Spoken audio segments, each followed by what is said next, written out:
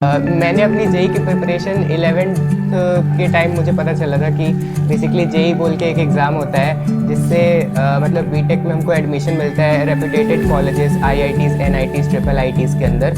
तो उसको अच्छे से रिवाइज कर लिया था। तो इतना था कि भाई ठीक है पूरा सिलेबस नहीं हुआ है लेकिन जितना हुआ है वो अच्छे लेवल पे मैंने कर रखा है। जय दोस्तों, welcome back to our channel J India tutorial. ठीक है, तो हमने पॉडकास्ट का पार्ट 1 में बात कर लिया था शादाब खान से और आज पॉडकास्ट का एपिसोड 2 है। ठीक है, जिसमें हम बातें करेंगे विभोर से और ये जानेंगे कैसे उन्होंने वो कौन सी स्ट्रेटजी अपनाई जिसके कारण उनकी परसेंटाइल जो है 92 से लगभग 99 परसेंटाइल तक पहुंची। इवन इन फिजिक्स इन्होंने 100 परसेंटाइल भी अचीव किए हैं। इन सभी स्ट्रेटजी इनसे जानेंगे। तो आई ओवर टू विभोर। तो थैंक यू भैया सबसे पहले तो फॉर इनवाइटिंग मी। और हेलो गाइस, मेरा नाम है विभोर और मैंने अपना 12th 2020 में पास किया था। और मैं अब 2021 में मेरी 98.9 परसेंटाइल आई थी फेब्रवरी अटेम्प्ट में। और मैं अभी ट्रिपल आईटी लखनऊ की आईटी ब्रांच मुझे अलॉट हुई है। तो बस यही है मेरा basic introduction. Over to you भैया। अच्छा, तो सबसे पहले हम जानना चाहेंगे कि आपकी जेई की प्रिपरेशन कब से और कैसे शुरुआत हुई। मतलब मैंने अपनी जेई की प्रिपरेशन 11th के टाइम मुझे पता चला था कि बेसिकली जेई बोल के एक एग्ज़ाम होता है जिससे मतलब बीटेक में हमको एडमिशन मिलता है reputed colleges IITs NITs triple ITs के अंदर। तो तब से मैंने मतलब उस समय में ये था कि तब तक मैं कभी कोचिंग नहीं गया था। तो अच्छा। मैं सोचा कि अभी अचानक से मुझे पता चला है और इसके लिए मैं कोचिंग जाऊँ, इससे बेटर है कि पहले थोड़ा थोड़ा स्टार्ट करते हैं, सेल्फ स्टडी से स्टार्ट करते हैं। अच्छा। फिर देखेंगे कैसा जाता है, उस हिसाब से कोचिंग के बारे में सोचेंगे। तो मैंने अपने 11th की प्रिपरेशन स्टार्ट करी थी एक यूट्यूब चैनल, अलग पांडे सर का जो यूट्यूब चैनल है उस समय उन्होंने नया नया डालने स्टार्ट करे थे फिजिक्स के वीडियोज़। तो उससे मैंने अपनी प्रिपरेशन स्टार्ट करी थी और मैं शुरुआत में उन्हीं के वीडियोस को रेगुलरली फॉलो करता था अपनी पूरी प्रिपरेशन के लिए 11th के टाइम और पूरे 12th के टाइम। तो उस वजह से वो फिज़िक्स और केमिस्ट्री दोनों ही पढ़ाते थे। तो उसके लिए मैंने 11th और 12th उन्हीं को पूरा फॉलो किया है, नोट्स वगैरह बनाए हैं और प्रीवियस ईयर क्वेश्चंस में करता था। अच्छा, तो आपने मतलब सेल्फ स्टडी की है तो मतलब तो आपने कोई प्लानिंग तो कर रखी होगी ना। बिकॉज बहुत सारे बच्चे बोलते हैं कि कोचिंग ज्वाइन करना चाहिए बाकी, ताकि वहाँ पर मेंटर मिलता है, मेंटरशिप मिलता है बेसिकली वहाँ पर कैसे कब पढ़ने हैं। तो आपने कैसे सारी प्लानिंग मतलब फिक्स की कि मेरे को ये पढ़ने हैं, कैसे पढ़ने हैं, इन सभी चीज़ों को? मेरे साथ ये मतलब प्लानिंग कुछ खास मैंने कर नहीं रखी थी 11th के टाइम बेसिकली। तो मैं बस मेरी प्लानिंग यही रहती थी कि जैसे सर वीडियो अपलोड करते हैं उसको मुझे उसी टाइम देख के मतलब ख़त्म कर देना है या उसके ज़्यादा से ज़्यादा 1-2 दिन के अंदर। तो बस मैं उनको फॉलो करने का पूरा कोशिश करता था। तो जैसे जैसे मैं उनको फॉलो करता गया वैसे वैसे मेरे टॉपिक्स ऑलरेडी मतलब अपने आप कंप्लीट होने लगे और फिर उनका टीचिंग का स्टाइल भी इतना अच्छा था कि सब अच्छे से समझ में आता था। तो फिर उसमें वैसे ही इंटरेस्ट आने लगा। तो फिर कुछ मन भी नहीं किया कि अलग से कुछ करते हैं। अच्छा, तो मतलब होता है ना बहुत सारे बच्चों को जब 11th-12th की प्रिपरेशन करते हैं तो काफ़ी अप एंड डाउन आते हैं। तो आपको सबसे डिफ़िकल्ट कौन सा पोर्शन लगा 11th-12th? अप एंड डाउन तो आपके भी आए होंगे, तो वो कौन से थे, थोड़ा एक्सप्लेन कर देते। अप एंड डाउन मतलब हाँ, काफ़ी दिन ऐसे चले जाते थे जहाँ मैं स्कूल जा रहा हूँ तो शाम को आके मन नहीं किया पढ़ने का तो कभी पढ़ा ही नहीं। और काफ़ी दिन ऐसे भी चले जाते थे कि मतलब संडे है तो मैं 4-5 लेक्चर मतलब 10-10 12-12 घंटे लेक्चर्स उनके बैठ के देख रहा हूँ। तो अप्स एंड डाउन्स तो वो आते रहते हैं प्रिपरेशन के दौरान। पर ये है कि कोशिश हमेशा करता था कि थोड़ा रेगुलर बेसिस पे उनके लेक्चर्स को वॉच करूँ। मतलब जब भी स्कूल भी अटेंड कर रहा हूँ, मेरा पूरा रेगुलर स्कूल था, तो मैं उसके दौरान भी कोशिश करता था कि मतलब कम से कम स्कूल से घर आके मैं रात को 2-3 लेक्चर्स तो देख ही लूँ, जिससे मेरा ज़्यादा बैकलॉग ना बनने पाए। अच्छा, तो जब आप जेई 2020 के जब आपने पहले अटैम्प्ट देने गए थे तो उससे पहले आपकी क्या फीलिंग थी? ऐसा मतलब लग रहा था कि सब कुछ ऑलरेडी डन है कि कुछ और अभी बाकी है, ऐसा कुछ? हाँ, मतलब 2020 में सबसे पहले जनवरी अटेम्प्ट था। तो उसके जस्ट 1 महीने पहले मेरे प्री बोर्ड के एग्ज़ाम्स थे। तो प्री बोर्ड तक तो हम लोग मेरी बहुत ही कम प्रिपरेशन हुई थी। मतलब 12th का शायद आधा पोर्शन भी कवर नहीं हुआ था उस टाइम तक मुझसे। तो प्री बोर्ड तो मैंने जैसे तैसे दे दिए। उसके बाद 15 डेज़ का टाइम बचा था मेरे पास जेई मेंस के पहले तक। तो वो 15 डेज़ में मैंने सोचा कि अब इतना टाइम नहीं है कि आगे का कुछ और पढ़ा जाए एक्स्ट्रा। तो मैं सोचा कि जितना मैं ऑलरेडी पढ़ चुका हूँ उसी को अच्छे से एक बार रिवाइज करे तो जितना मुझे आता है उसी में मैक्सिमम मार्क्स गेन किए जा सकते हैं। तो ज़्यादातर मैंने फिज़िक्स और केमिस्ट्री ही पढ़ा था, और मैथ्स मैंने स्कूल लेवल पे बोर्ड्स तक ही पढ़ा था। तो मैं सोचा कि फ़िज़िक्स से रिवाइज़ करना स्टार्ट करते हैं, क्योंकि वो मेरा एक स्ट्रॉन्गेस्ट सब्जेक्ट था। तो मैं रिवाइज़ करना स्टार्ट किया, तो वो ऑलमोस्ट 15 डेज़ तो फिज़िक्स कंप्लीट करने में ही लग गए। तो एज सच कुछ ज़्यादा प्रिपरेशन नहीं हुई, बस ये था कि फ़िज़िक्स अच्छे से रिवाइज़ हो गया था जितना मैंने पढ़ा था। 12th का आधा पोर्शन के अराउंड बाकी था, क्योंकि वो मैंने पढ़ा नहीं था। बाकी 3/4 फिज़िक्स रिवाइज़ हो गया था। तो कह सकते हैं कि कुछ खास अच्छा लेवल नहीं था मेरी प्रिपरेशन का। सिर्फ एक सब्जेक्ट मेरा रिवाइज़ था, वो भी 3/4, और बाकी कोई सब्जेक्ट ऐसा कुछ था नहीं, बस बोर्ड लेवल पे पढ़ा था। अच्छा, तो उस टाइम आपने मॉक टेस्ट दिया था कि नहीं एक भी? नहीं, पहले अटेम्प्ट से पहले मैंने मॉक टेस्ट कोई दिया ही नहीं था, क्योंकि टाइम ही नहीं बचा था। मतलब फ़िज़िक्स रिवाइज़ करते करते एग्ज़ाम आ गया था। अच्छा अच्छा, तो उस टाइम आपकी परसेंटाइल क्या बनी थी? मेरी उस टाइम 92 परसेंटाइल बनी थी।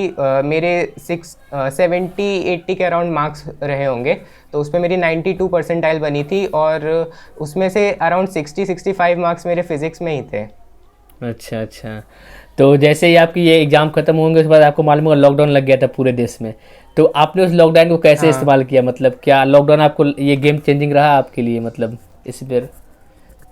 हाँ, कह सकते हैं सॉर्ट ऑफ। मतलब पहले जब मैं जनवरी वाला दे के आया, उसके बाद तो ऐसी कुछ उम्मीद भी नहीं थी कि इसके आगे कुछ जेई हो पाएगा, क्योंकि सामने बोर्ड्स आ चुके थे। फिर बोर्ड्स की प्रिपरेशन पे ही अपना पूरा दिमाग लगा दिया था कि भाई बोर्ड्स तो कम से कम बहुत अच्छे से करने हैं।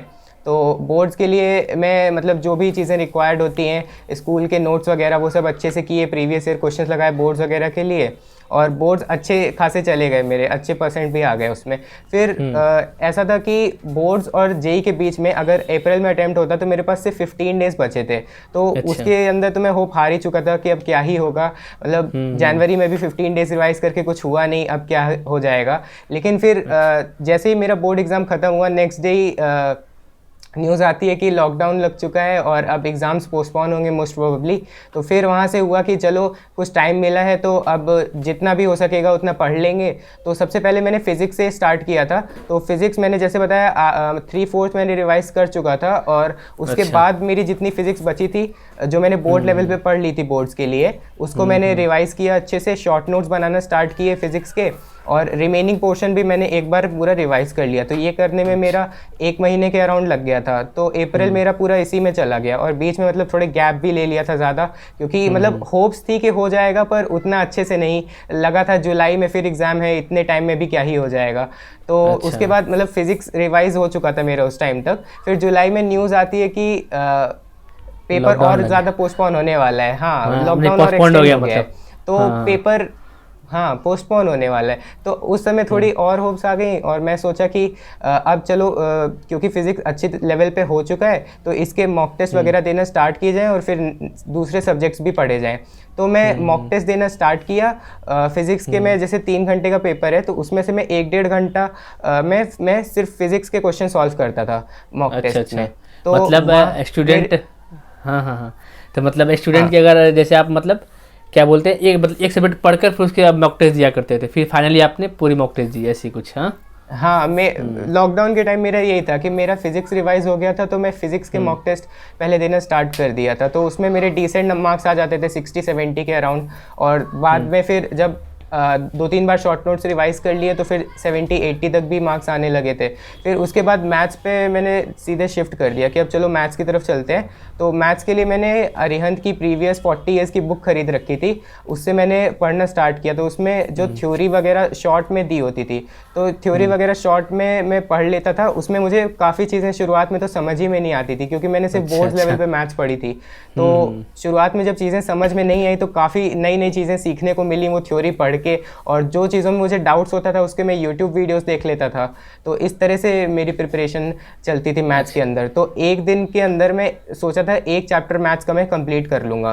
तो मैथ्स में मैं जैसे सुबह के टाइम थ्योरी पढ़ लूँगा, शाम के टाइम प्रीवियस 20 ईयर्स के मैं क्वेश्चन सॉल्व कर लेता था।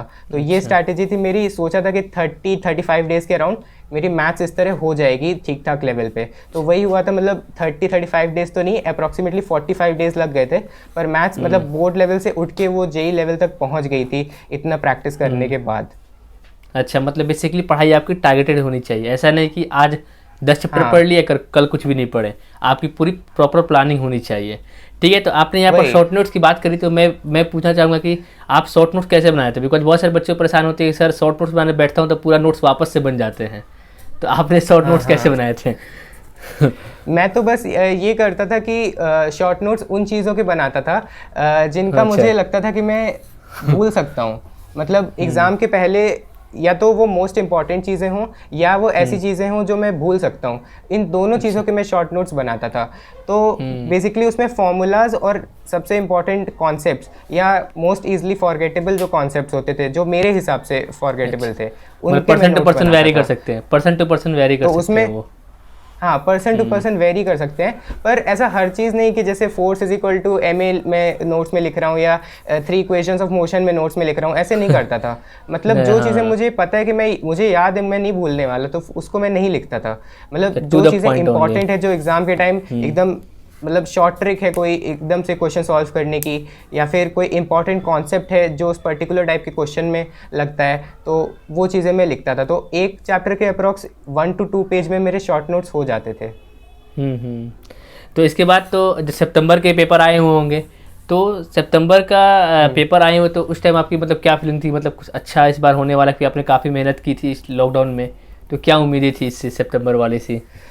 हाँ, सितंबर वाले से मेरी ये उम्मीद थी कि अब चलिए मतलब इतना प्रिपरेशन तो आ गई है कि एक डिसेंट मार्क्स ला सकते हैं, 150 प्लस स्कोर कर सकते हैं। क्योंकि सितंबर के पहले मैंने अराउंड जैसे मैं फिजिक्स के मॉक टेस्ट दिया था, उसके बाद मैं मैथ्स प्रिपेयर किया, फिर मैथ्स के मॉक टेस्ट दिया, फिर केमिस्ट्री में भी मैं अपने जो बोर्ड्स वाले नोट्स हैं उन्हीं से मतलब जितना हो सकता था रिवाइज वो कर लिया था। और केमिस्ट्री में बेसिकली मुझे फिजिकल केमिस्ट्री आती थी, तो फिजिकल केमिस्ट्री में मैं जितना पढ़ा था उसको अच्छे से रिवाइज कर लिया था। तो इतना था कि भाई ठीक है, पूरा सिलेबस नहीं हुआ है, लेकिन जितना हुआ है वो अच्छे लेवल पे मैंने कर रखा है, मतलब कॉन्फिडेंस था। तो ये था कि डिसेंट स्कोर अराउंड 150 160 मैं ला सकता हूँ। तो वैसा ही हुआ था, सितंबर अटेम्प्ट में मेरे 160 मार्क्स आ गए थे।